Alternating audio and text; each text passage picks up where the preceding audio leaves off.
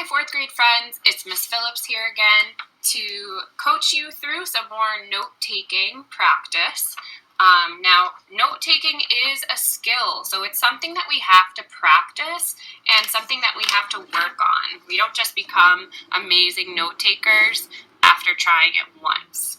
So I wanted us to remember that when we are taking notes, what we have to do first is consider how the text is structured, and that helps to inform how our notes are going to look.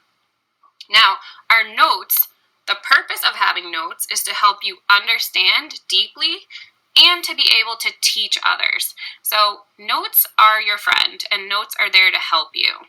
So we want to take the best notes that we can. Take a minute to review some of the nonfiction text structures.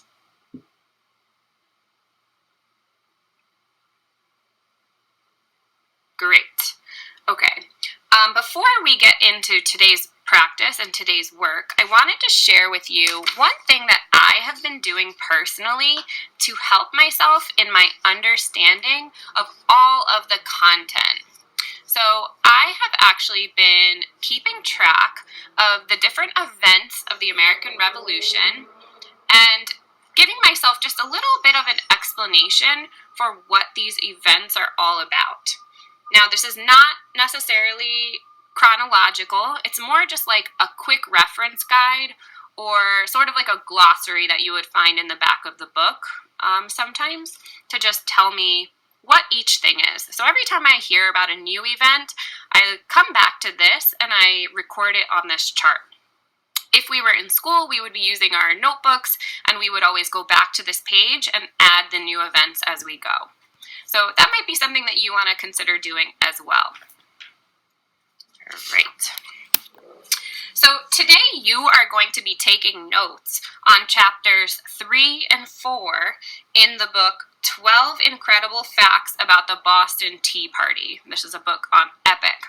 So I'm not going to practice my note-taking on chapters 3 and 4 because that's going to be your work today. But what I am going to do is I'm going to model this with chapter 2.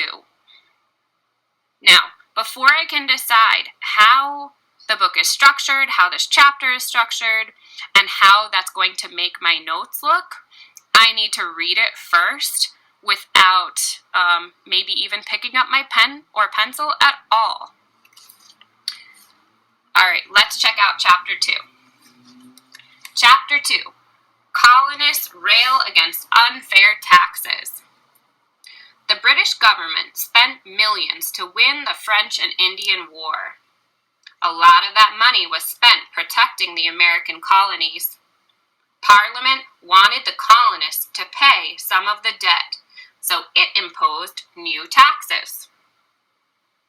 The Stamp Act of 1765 forced colonists to buy special stamped paper for official documents such as deeds and newspapers. The colonists didn't think that this was fair. The colonists didn't have any representatives in Parliament, so they thought that they shouldn't have to pay taxes. They protested the Stamp Act by boycotting English goods. That hurt Great Britain's merchants. Parliament repealed the Stamp Act about 5 months later. But Great Britain wasn't done taxing the colonists. The Townshend Acts were passed on November 20th, 1767. They taxed English imports such as glass, tea, and paint. The members of the Massachusetts legislature, the local government, were angered by another attempt at taxation without representation. They asked the other 12 colonies to protest the new taxes. In response, the British government shut down the Massachusetts legislature. The other colonial legislatures felt threatened by Great Britain's control over local government. All 12 joined the fight against the Townshend Acts. They were successful. By 1770, most of the taxes had been repealed. Only the tea tax remained. All right, great. So after reading structure of this section, and how might that make me take notes? How might that help me take notes? I want to remind you that texts don't just have to be in one structure. And that means our notes also don't have to just be with one structure. There can be multiple structures, and they can vary from paragraph to paragraph, chapter to chapter. And so we can really use a mixture of some of these strategies. I heard, when I was reading that, a little bit of problem and solution. I heard about Great Britain's problem, about how they had lost all this money on the war. And then I heard about some of the solutions that they tried to get that money back. So I'm thinking that that could be an option for how I take notes. I also kind of feel as though cause and effect was a structure of this text. We can have both. It felt like I heard about an event that occurred, and then I heard about the effects as a result of that event. Main idea and supporting details is always a good idea when we're taking notes, but I'm thinking that today I'm going to look at these two methods. Okay. So one thing that we learned earlier this year when we were reading Tiger Rising, which was fiction, was that we can actually create something like a pressure map. Remember when we created that pressure map for our characters?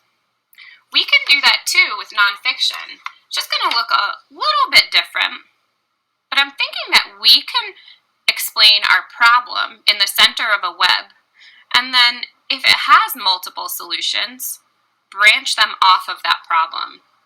So I'm going to reread. I'm thinking about problem and solution structure as I read, and I'm going to record here on my paper.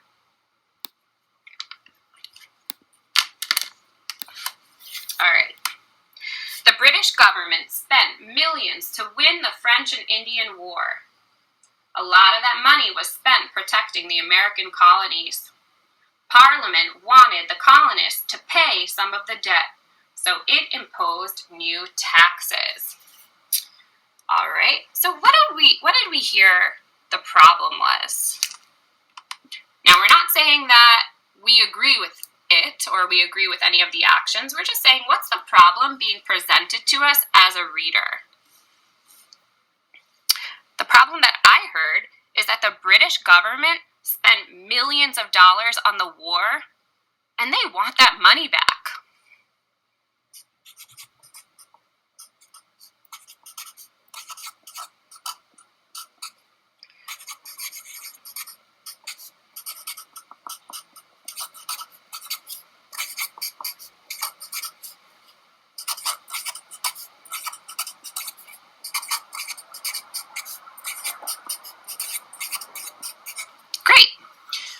So I'm recording this problem here, and now I'm going to listen as I read on for what the solutions that they attempt to get their money back. And I'm going to record those. Let's see, rereading the last sentence of the first paragraph. Parliament wanted the colonists to pay some of the debt, so it imposed new taxes. The Stamp Act of 1765 forced the colonists to buy special stamped paper for official documents such as deeds and newspapers. The colonists didn't think this was fair. All right, I'm going to go ahead and record that here on my map. So one solution that the British government tried was by imposing the Stamp Act. Now remember, our notes have to work for us, so we want to put information here so that way later on we know exactly what it is that we are discussing.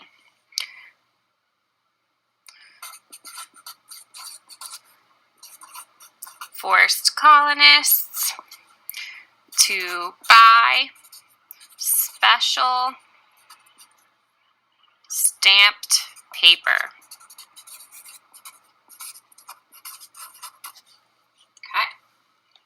So that's one solution that the British government tried. Let's keep reading. The colonists didn't have any representatives in Parliament, so they thought that they shouldn't have to pay taxes. They protested the Stamp Act by boycotting British goods. That hurt Great Britain's merchants. Parliament repealed the Stamp Act about 5 months later. Okay, so did the Stamp Act work? Nope. After 5 months, they took it away. But Great Britain wasn't done taxing the colonists. The Townshend Acts were passed on November 20th, 1767. They taxed English imports such as glass, tea, and paint. All right, let me write this down. Another attempt by the British government to solve their problem. The Townshend Acts. And what were they? They were high taxes on many goods. And some of those goods were glass, lead, cloth, and many more things. Okay.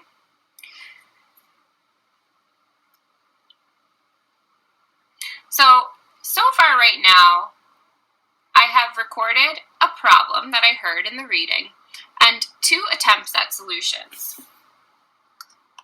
As I read on, I can add to this map that I'm creating, but before I close this video, I wanted to show you what this would look like if I had taken notes on this same section, but not in a problem solution format, possibly with cause and effect.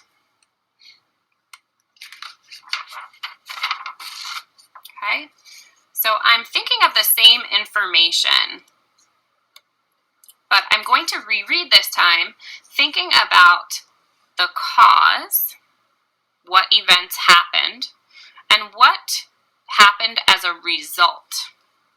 Now, I know that the problem that we read already was that the British government wanted to get their money back. So what are the things that they do to try and get their money back? Yeah, they impose all these taxes. So one thing they try is the Stamp Act. What's another thing that they try?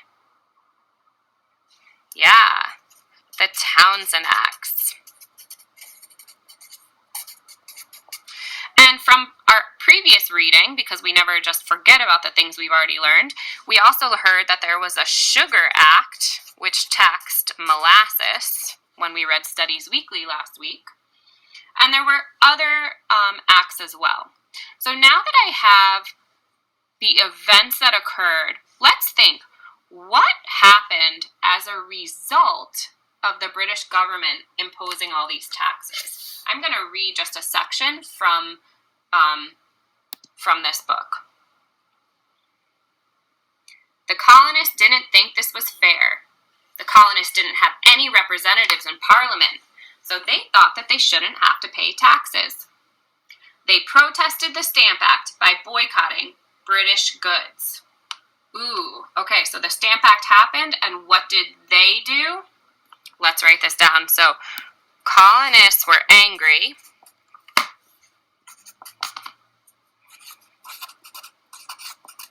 What did they do? They protested. And we just heard in our section that we were reading that they boycotted, meaning nobody's going to buy. They boycotted British goods.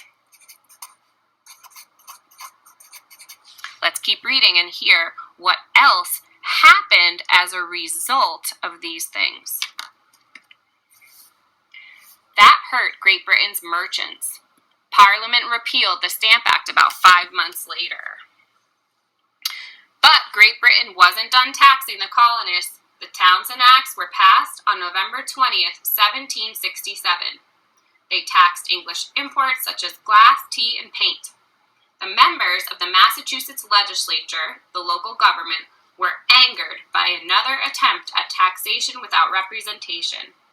They asked the other 12 colonies to protest the new taxes. In response, the British government shut down the Massachusetts legislature. The other colonial legislatures felt threatened by Great Britain's control. All 12 joined the fight against the Townshend Acts. They were successful. By 1770, most of the taxes had been repealed. Only the tea tax remained. Wow, okay, so I just heard, not only did they boycott and protest, but they actually united. So they said that 12 colonies, well, actually it was 13 because it was Massachusetts plus 12. So the 13 colonies got together.